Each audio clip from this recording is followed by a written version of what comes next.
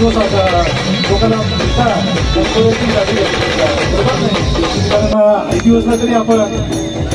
कमीत कमी आपला कोकणी टोपी उपरणा आदिवासी बांधवांना मी मनापासून खूप खूप शुभेच्छा देईल की आपण जो आदिवासी समाज ज्या आपल्या रूढी परंपरा आहेत जे आपलं जंगल जल जमीन आपण जे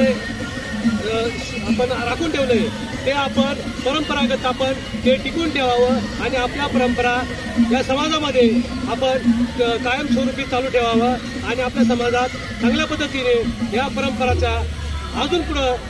दुरुपयोग होणार नाही याचा आपण सगळ्या आदिवासी बांधवांना मी असं एवढंच म्हणेन की आपण शिक्षणाकडे आपण थोडंसं वाटचाल केली पाहिजे. आपण शिक्षणापासून वंचित आहेत, आपण शिक्षणापासून वाटचाल केली पाहिजे, शिक्षणाचं भर दिलं पाहिजे आणि संविधान हे टिकून राहण्यासाठी आपण आदिवासी सगळे एकत्र आहोत आणि एकत्र राहिले पाहिजे हेच मी आदिवासी बांधवांना या निमित्ताने